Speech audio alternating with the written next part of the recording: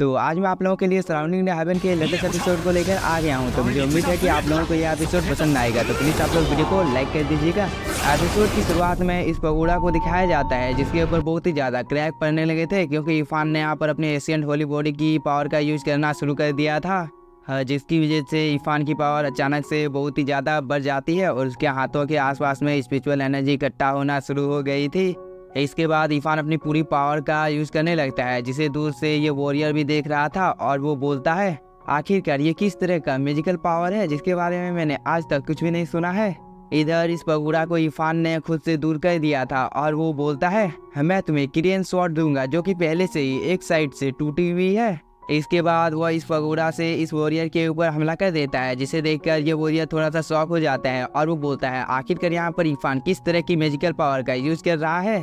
इसके बाद वो इस पगोड़ा को अपने कंट्रोल में दोबारा से कर लेता है। तभी इरफान बोलता है, तुमने जिया का पीछा करने का कोशिश किया था, इसलिए मैं तुमसे बहुत ही पहले से नफरत कर रहा हूँ और आज मैं तुम्हें जान से मार डालूंगा। इसके बाद वह कंटिन्यू इस वॉरियर के ऊपर हमला करने लगता है जिसकी वजह से वो थोड़ा सा इंजर्ड हो जाता है। तभी ये वॉरियर बोलता है, मैं इस जगह पर तुम्हारे लिए आया हूँ क्योंकि तुम्हारे पास एशियन होली बॉडी है। और वो ये बोलकर एक वेल से इरफान के ऊपर अटैक कर देता है, लेकिन इरफान इस अटैक को बहुत ही आसानी के साथ डॉज कर लेता है।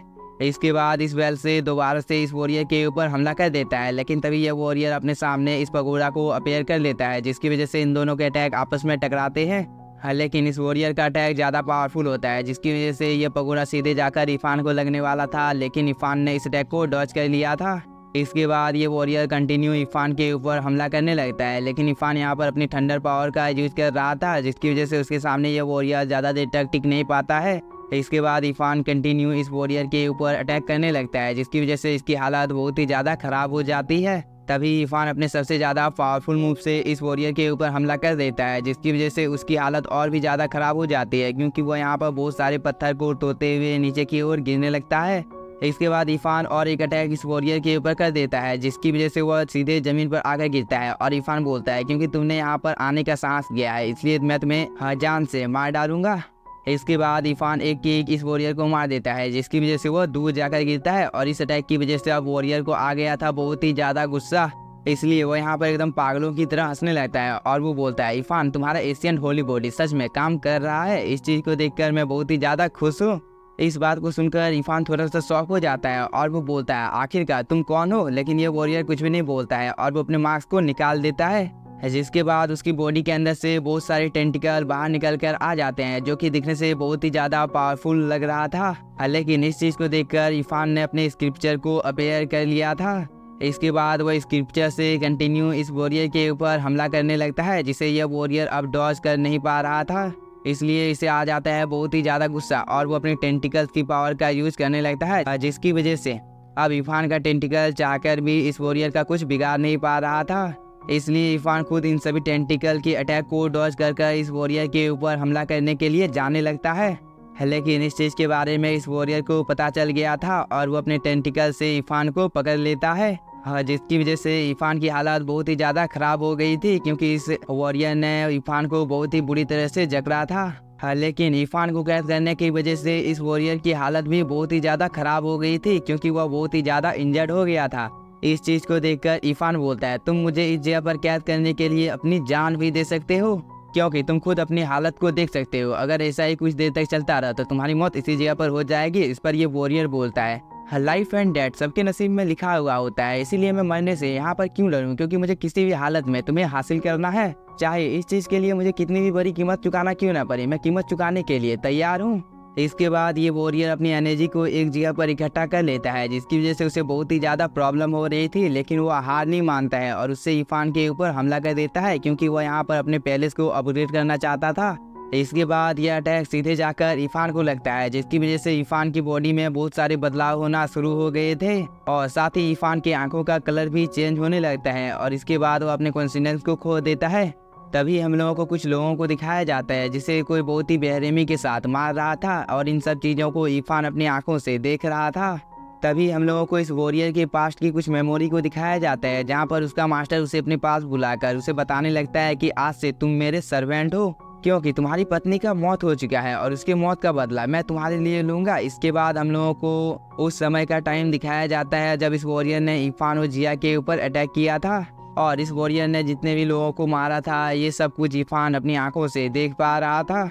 इसके बाद जब इस वॉरियर की बॉडी एक बार जब इरफान और जिया ने डिस्ट्रॉय कर दी थी तब इसके मास्टर ने दोबारा से इसे बना दिया था और तभी हम लोगों को इस मार्क्समैन के मास्टर को दिखाया जाता है। लेकिन यह सीन यहीं पर कट होता है। हम लोगों को प्रेजेंट का टाइम दिखाया जाता है जहां पर इस वॉरियर की हालत बहुत ही ज़्यादा ख़राब हो गई थी क्योंकि इसने यहाँ पर अपनी कुछ ज़्यादा ही पावर का यूज कर दिया था। लेकिन इस चीज़ की वजह से इरफान की भी हालत बहुत ही ज़्यादा ख़राब हो गई थी। लेकिन इरफान यहाँ पर हार नहीं मानता है और अपने एशियन होली बॉडी की पावर का यूज करने लगता है जिसकी वजह से उसकी आई का कलर चेंज होने लगता है। इधर हम इस वॉरियर को देखते हैं जिसने यहाँ पर अपनी कुछ ज़्यादा ही पावर का यूज़ कर दिया था जिसकी वजह से उसकी मौत इसी जगह पर हो जाती है। इसके बाद हम लोगों को इरफान को दिखाया जाता है जिसने फाइनली खुद को आज़ाद कर लिया था। इसके बाद वो बोलता है फाइनली इतने ज़्यादा इंतज़ार के बाद तुम्हारी मौत हो गई है। लेकिन इरफान की यह बोलने की ही देरी थी तभी इस जगह में कुछ हलचल होने लगती है और वो यहाँ पर धंसने लगता है जिसे देखकर इरफान बहुत ही तेजी के साथ इस जगह से ऊपर की ओर जाने लगता है। तभी हम लोगों को जिया को दिखाया जाता है जो कि बहुत ही ज़्यादा परेशान हो गई थी क्योंकि उसे लग रहा था कि इरफान की मौत हो चुकी है। लेकिन तभी इरफान इस फायर के अंदर से बाहर निकलता है जिसे देखकर ये एल्डर बोलता है इरफान क्या तुम सच में जिंदा हो। तभी इरफान जिया के सामने आकर लैंडिंग करता है। इस चीज़ को देखकर जिया बहुत ही ज़्यादा खुश हो जाती है और वो बोलती है मुझे पता था कि तुम जिंदा हो। इस पर इरफान बोलता है बदर हुआ अब मुझे आपके प्लानिंग के बारे में समझ में आ गया है क्योंकि मैंने आपकी आवाज़ को पहचान लिया है और आप एक शतरंज की मोहर की तरह मुझे यूज कर रहे थे। तभी इस जगह में कुछ हलचल होने लगती है और ये अचानक से डिस्ट्रॉय होने लगती है। इस चीज़ को देखकर जिया बोलती है सबसे पहले हम लोगों को इस जगह से बाहर निकलना चाहिए। इस पर इरफान बोलता है बदर हुआ हम लोगों को इस जगह से बाहर निकलने नहीं देगा। इस पर एल्डर हुआ बोलता है इरफान इस जगह से जितनी जल्दी निकल जाओगे तुम्हारे लिए उतना ही ज़्यादा अच्छा होने वाला है, नहीं तो इस चीज़ की वजह से जिया और तुम्हारी मौत इसी जगह पर हो जाएगी।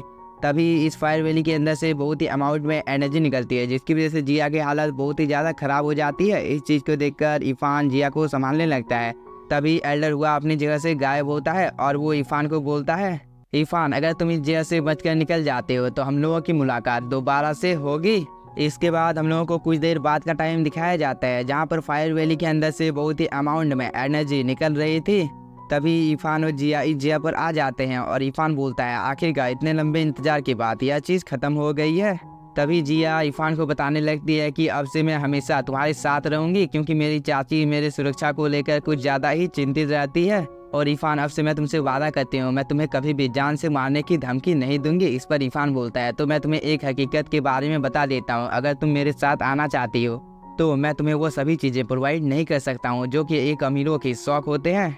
इस पर जिया बोलती है तुम्हें इन सब चीज़ों की चिंता करने की कोई भी ज़रूरत नहीं है, मैं बस तुम्हारे साथ रहना चाहती हूँ। और इरफान तुम्हें ऐसा नहीं लगना चाहिए कि मैं हमेशा के लिए तुम्हारे साथ रहने के लिए तैयार हूँ क्योंकि तुम बहुत ही ज़्यादा खूबसूरत हो। इस पर इरफान मुस्कुराने लगता है।